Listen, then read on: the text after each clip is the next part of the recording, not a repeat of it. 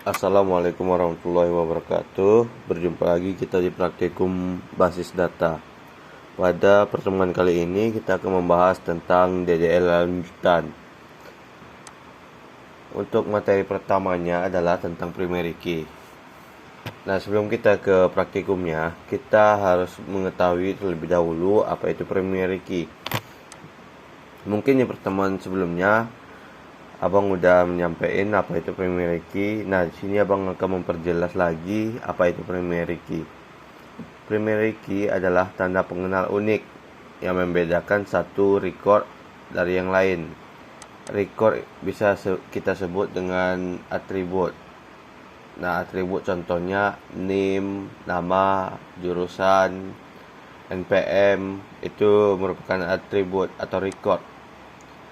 Nah, contohnya pada mahasiswa. Mahasiswa memiliki satu kode unik yang tidak semuanya sama. Contohnya adalah NPM. Setiap mahasiswa memiliki NPM yang berbeda-beda. Tidak ada yang sama.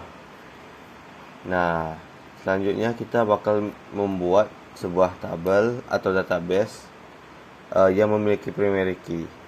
Nah, caranya silakan teman-teman buka XMPP-nya terlebih dahulu, kemudian buka SQLioc-nya.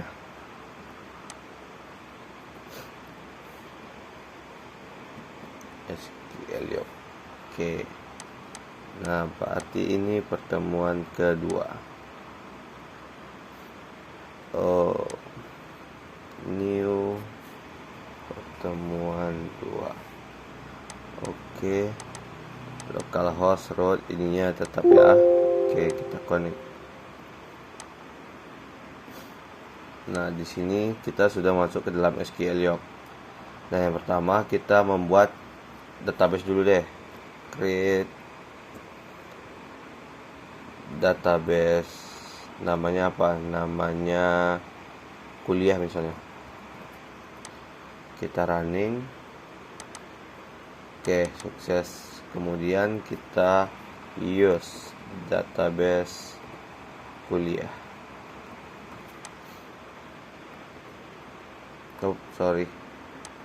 Use databases. Kita belum refresh. Iya, jangan lupa teman-teman, sebelum melakukan use silakan di refresh terlebih dahulu. Nah, di sini udah ada tabel kuliah. Nah, di sini belum ada, di sini udah ada database kuliah. Nah, selanjutnya kita akan membuat sebuah tabel.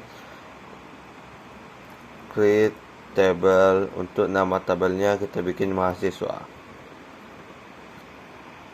dalam kurung. Nah, yang pertama itu kita membuat NPM char 10. Kemudian nama varchar 25 misalnya. Kemudian jurusan varchar 20. Nah, Bang, kenapa NPM menggunakan char sedangkan dia adalah angka? Oke. Nah, kenapa kita menggunakan char pada NPM padahal dia adalah angka? Karena NPM tidak akan kita proses.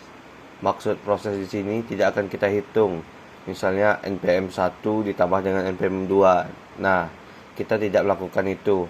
Dan itu tidak mungkin dilakukan. NPM hanya untuk sebagai kode saja atau string. Jadi kita menggunakan char. Sama halnya dengan nomor handphone. Nomor handphone kita tidak menggunakan integer, tetapi kita menggunakan char ataupun varchar. Nah, apa perbedaan varchar dan char? Di NPM menggunakan char, sedangkan di nama menggunakan varchar.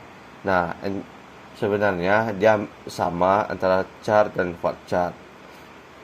Untuk panjangnya, char lebih pendek atau memiliki batasan, sedangkan varchar lebih panjang. Batasannya bisa mencapai lebih dari 255 karakter. Nah, kemudian kita kembali ke topik, yaitu tentang primary key. Untuk pembuatan primary key ada tiga cara. Yang pertama, kita bisa membuat langsung di sini primary key. Nah, berarti npm dengan tipe data char dan panjangnya 10 adalah sebagai primary key. Kemudian ada nama, tipe datanya varchar, panjangnya 25. Ada juga atribut dengan tipe data varchar, panjangnya 20. Nah, ini adalah cara pertama untuk membuat sebuah primary key. Cara keduanya, primary key-nya kita letak di akhir baris.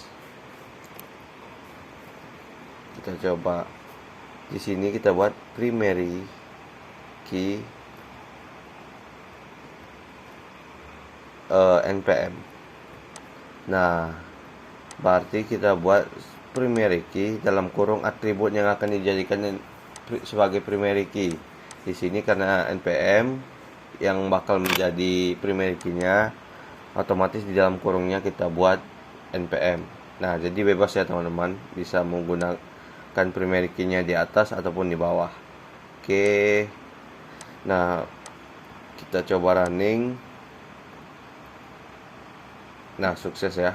Kita coba refresh kembali tabel kuliah. Di sini ada tabel mahasiswa. Nah, di sini ada npm, nama dan jurusan. Primary key-nya adalah npm. Nah, gimana Bang kalau misalnya kita lupa membuat primary key-nya? Nah, seperti materi sebelumnya ada yang namanya alter table. Oke. Nah, kita coba hapus ya, alter table mahasiswa, drop primary key, nama primary key-nya, nggak perlu. Nah, kemudian kita running. Oke, sukses ya. Berarti di tabel mahasiswa tidak lagi memiliki primary key. Oke. Nah, kita mau nambah nih, kan kasusnya kita lupa untuk menambahkan primary key. Nah, caranya gampang aja, alter table add primary key. Nah, kita kasih aja npm misalnya, kemudian kita running.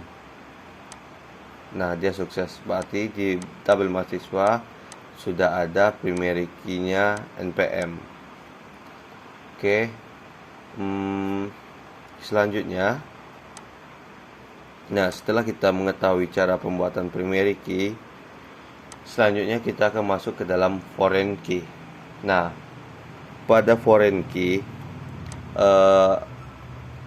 untuk pengertiannya, foreign key adalah pengenal unik atau tanda unik atau kombinasi pengenal unik untuk menghubungkan dua tabel atau lebih.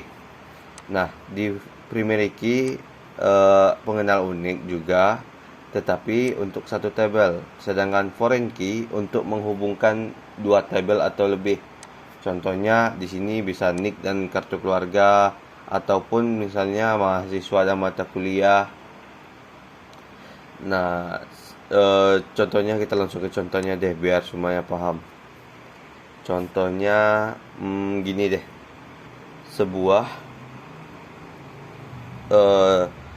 seorang mahasiswa mengambil mata kuliah A misalnya.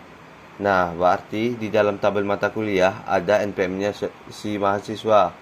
Fungsinya nanti ketika kita memanggilnya, kita bisa melihat mahasiswa siapa saja yang mengambil mata kuliah A ataupun siapa saja yang mengambil mata kuliah B.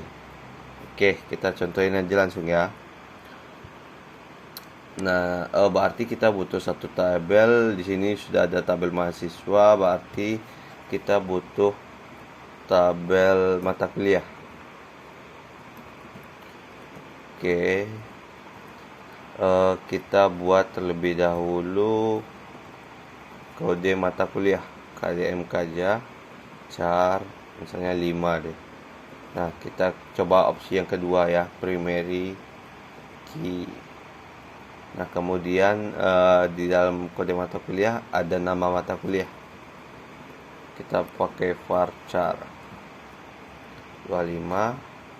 Terus tambah satu lagi deh, SKS. SKS kita menggunakan integer. Nah, kenapa kita menggunakan integer? Karena SKS ini bakal kita operasikan atau kita proses, misalnya untuk mencari bobot atau mencari IPK, nanti menggunakan SKS. SKS dikali dengan bobot. Nah, itu nanti akan kita bahas di materi selanjutnya. Tetapi sekarang kita fokus pada pembuatan foreign key terlebih dahulu. Caranya foreign key apa nih? Foreign key-nya, tunggu. Berarti di data mata kuliah kita harus membuat foreign key-nya untuk penghubung. Penghubungnya di sini adalah npm.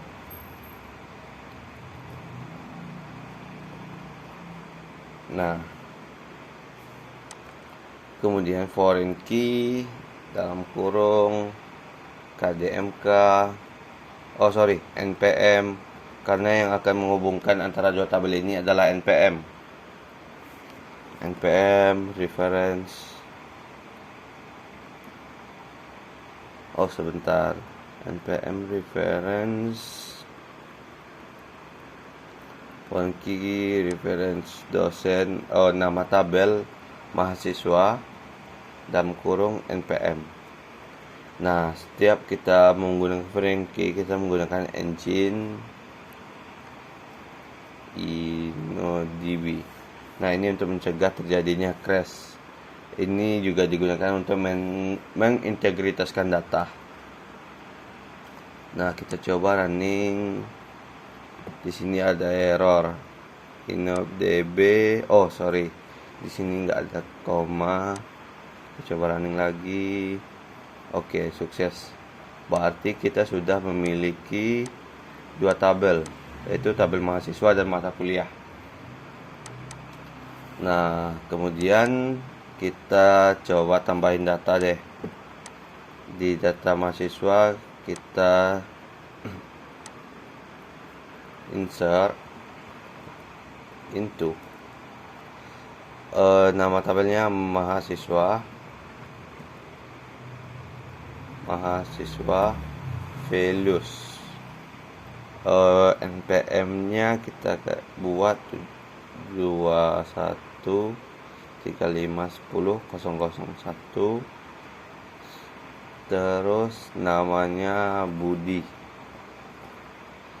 dan jurusannya teknik informatika. Coba running, error. Headline. Di sini kurang petik 2-nya. Oke, kita running. Oke, sukses. Kita coba cek, refresh.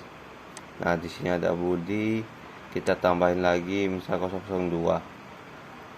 Nah, kita coba running. Oke, sukses. Berarti kita udah memiliki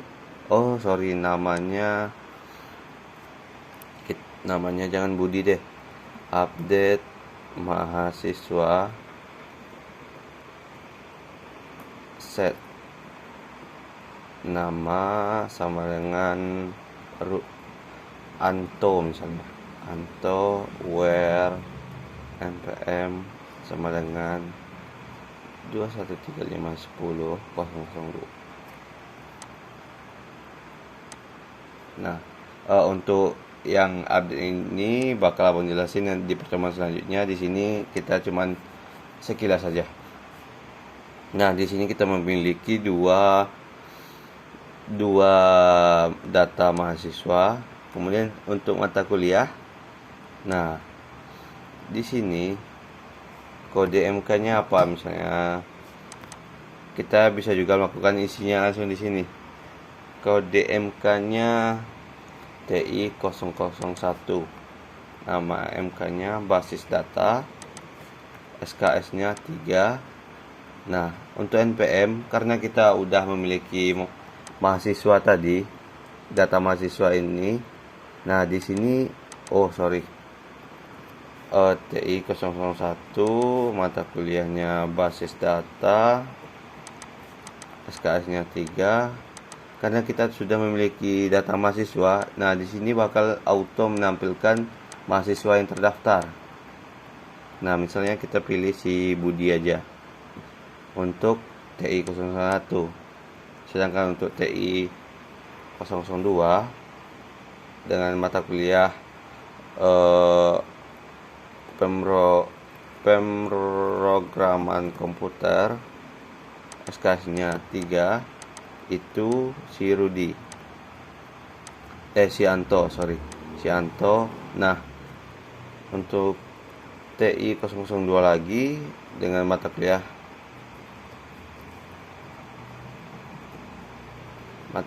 yang sama, 3 SKS, si Budi juga mengambilnya. Oke, nah ini select. Nah, berarti kita ada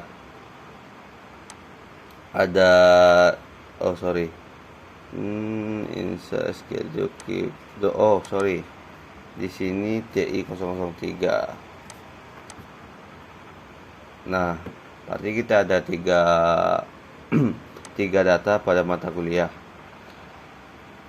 Nah, selanjutnya apa sih fungsi primary key? Kalau kita buat seperti ini deh, kita mau manggil data siapa aja yang mengambil basis data. Untuk query normalnya, select bintang from mata kuliah where, di mana nama MK sama dengan basis data. Kita running. Nah, yang muncul adalah kode MK, nama MK, SKS, dan NPM. Sedangkan kita mau mengambil nama si mahasiswa. Misal kita mau manggil nama. Di sini mahasiswa. Sebentar.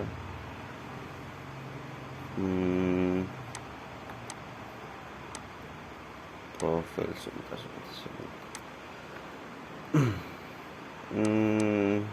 Kita bakal mengambil select bintang from mahasiswa. Nah, kita bakal nampilin tadi kan untuk di mata kuliah dia cuman menampilkan kode MK, nama MK, SKS, dan NPM. Nah, kita mau menambah atau kita mau memanggil NPM ini sebagai nama, bukan NPM. Berarti seharusnya yang keluar KDMK, nama MK, SKS, dan nama, bukan NPM lagi. Atau gini deh, biar lebih paham, nama NPM dan kemudian ada nama, field nama. Oke.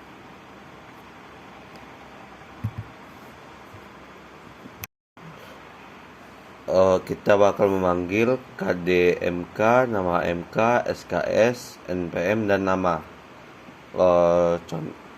Kita coba select, berarti KDMK ya. KDMK, nama MK, SKS, NPM, kemudian nama. Dari from tabel mata kuliah. Nah, berarti dia bakal join inner join mahasiswa where, dimana on mata kuliah .npm sama dengan mahasiswa .npm where, dimana nama MK-nya basis data. Kita coba running. Error npm ambiguous. Oke, kita ambil npm nya si mahasiswa. Running. Oke.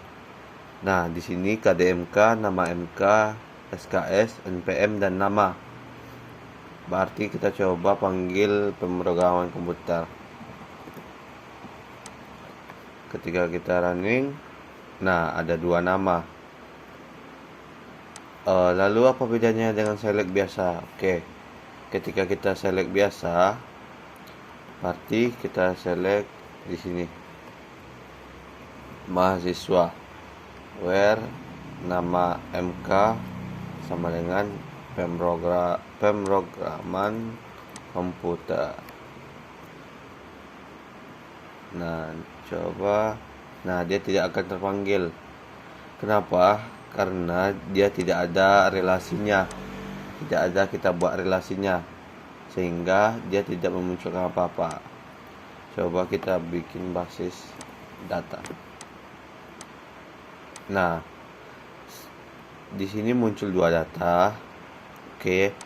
Tetapi apakah si Anto mengambil mata kuliah basis data? Kita cek di tabel mata kuliah. Nah, di tabel mata kuliah yang mengambil basis data hanya si Budi.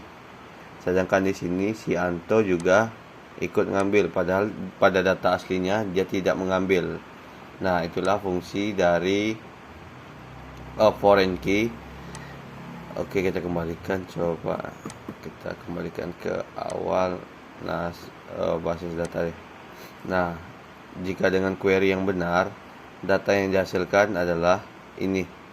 Hanya yang mengambil basis data aja yang ditampilkan. Sedangkan si Anto tidak ditampilkan karena dia tidak mengambil mata kuliah basis data. Oke, mungkin sekian penjelasan untuk TDL lanjutan. Jika ada pertanyaan, silakan ditanyakan.